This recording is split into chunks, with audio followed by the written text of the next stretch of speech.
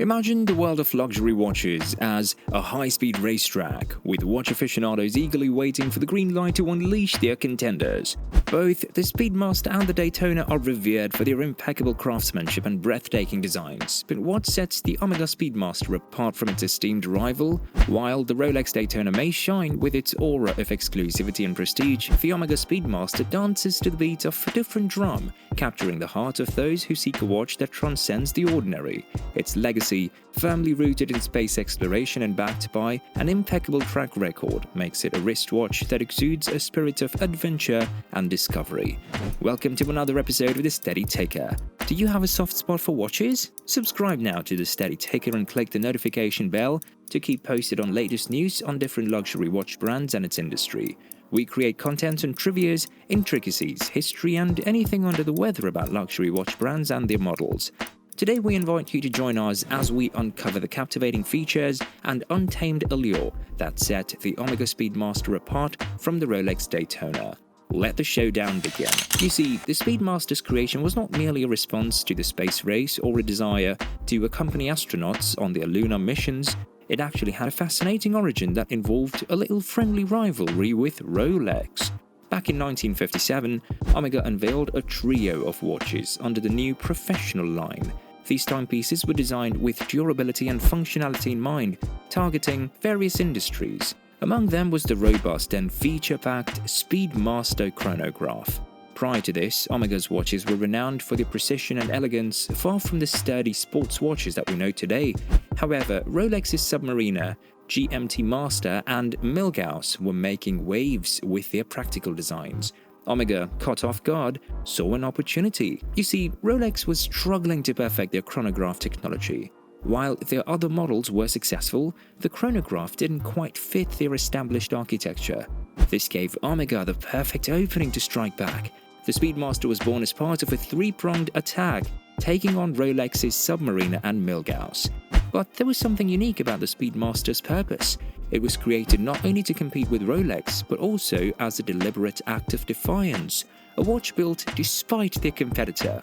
This rebellious spirit gave the Speedmaster a distinct identity and set it on a course to become an icon in its own right. With the intentional spite, the Speedmaster changed the chronograph game when it first appeared. Before its arrival, chronographs were smaller and didn't give much importance to things like the tachymeter scale. But the Speedmaster shook things up. It demanded a bigger size, clear visibility, and easy usability for sports. With its tachymeter moved outside the crystal, a dial that offered enhanced contrast and clarity, and a bold size of 38mm, which was huge back then, the Speedmaster left its mark. But here's where Omega outshone Rolex. The Olympics! Omega had proudly sponsored the Olympics Games since 1932, and the Speedmaster chronograph was the perfect way to flaunt that connection. It was a playful reminder to Rolex that while they had the watches for diving and aviation, Omega had the Olympics, the ultimate stage for sporting excellence. Rolex, on the other hand, didn't have much going on for it other than its association with professionals in various industries. While Rolex watches were solid and dependable, they lacked the refined elegance of an Omega.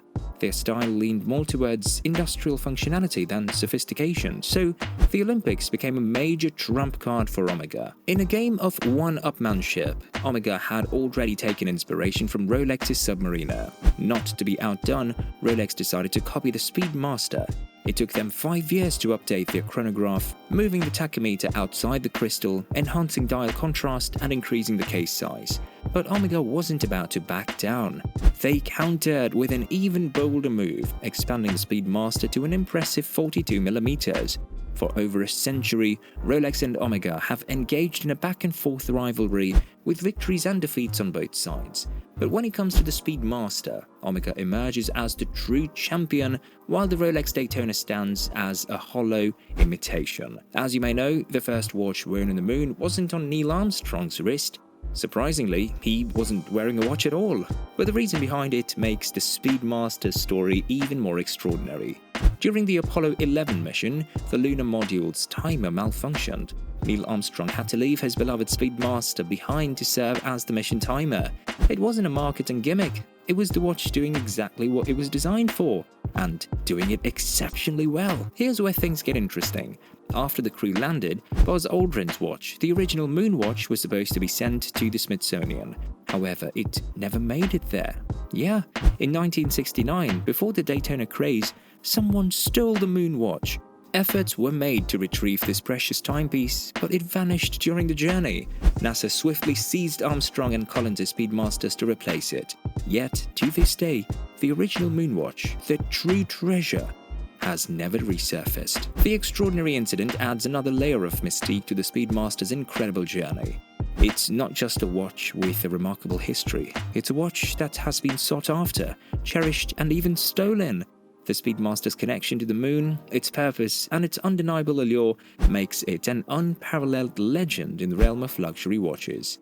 Now let's talk about NASA's rigorous testing, a crucial aspect that solidifies the Speedmaster's superiority. The Speedmaster Professional, known as the Moonwatch, was chosen by NASA for the Apollo 11 mission, where astronauts made their historic moon landing. Interestingly, Omega's brand executives were unaware that a Speedmaster had been worn during the space mission until they saw pictures of astronaut Ed White wearing it. To maintain impartiality, NASA conducted independent testing, sourcing watches from local distributors. This prevented any bias or favoritism between the brands. The Omega Speedmaster passed the battery of tests, simulating extreme lunar conditions with flying colors. In contrast, the Rolex Daytona was not even submitted for testing. In 1964, despite being on the market for over a year, pre-Daytona 6238 model was sent instead. This watch had the same chronograph movement as the Daytona. However, during testing, it stopped running twice, experienced condensation issues, and the hands fouled against each other. This wasn't the first time a Rolex fell short under scrutiny. In 1958, a submariner failed to meet the US Navy's requirements. These instances reveal that while Rolex has a prestigious reputation, it hasn't always performed well under professional testing. The Speedmaster's triumph in NASA's rigorous evaluations solidifies its status as a superior timepiece. It proved its mettle in the most extreme conditions, while the Daytona fell short. This showcases the exceptional engineering and durability of the Omega Speedmaster. And now we've reached the final and most compelling reason why the Omega Speedmaster outshines the Rolex Daytona. Get ready for a revelation about its movement. When comparing the movement of the Speedmaster and the Daytona, the Speedmaster clearly takes the lead. In the past, with a caliber 321 versus Valjo 72, the difference was striking. Both were hand-wound column wheel movements, but only the 321 withstood NASA's testing, while the Valjo's 72 struggled under extreme conditions, often skipping and stopping. But what about today? The Moonwatch still offers legendary caliber 321 if you have the Daytona money, or the newer caliber 3861 if you can't. On the other hand, Rolex's latest Daytona features the technically proficient but less charismatic caliber 4130. The 4130 is a reliable self-winding movement with a 72-hour power reserve, a smooth vertical clutch, and simplified parts. It's functional, but lacks the excitement of Omega's offerings.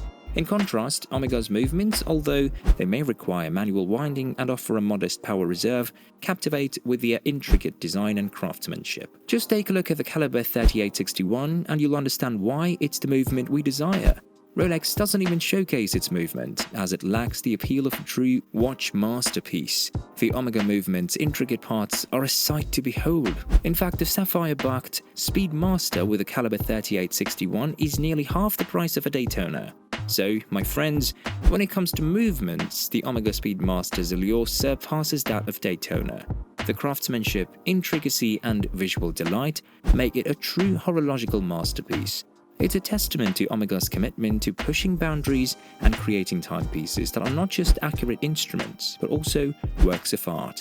One thing is clear here, the Speedmaster has proven itself as the undisputed champion of the wristwatch universe. Its indomitable spirit, rooted in its historic journey to the moon and beyond, sets it apart from its esteemed opponent.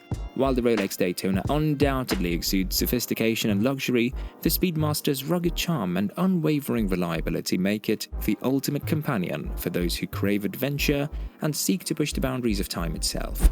From the depths of the ocean to the vastness of outer space, the Speedmaster has proven time and time again that it can withstand any challenge thrown its way. But let's not forget that personal preference plays a crucial role. Some may still find themselves captivated by the allure of Daytona's elegance and heritage, and that's the beauty of it, the diversity of tastes and the freedom to choose the timepiece that speaks to your individuality. Want to hear more about watches? Hit the subscribe button below to support the Steady Ticker channel and click the notification bell to instantly know about our new videos on luxury watches. See you in the next one.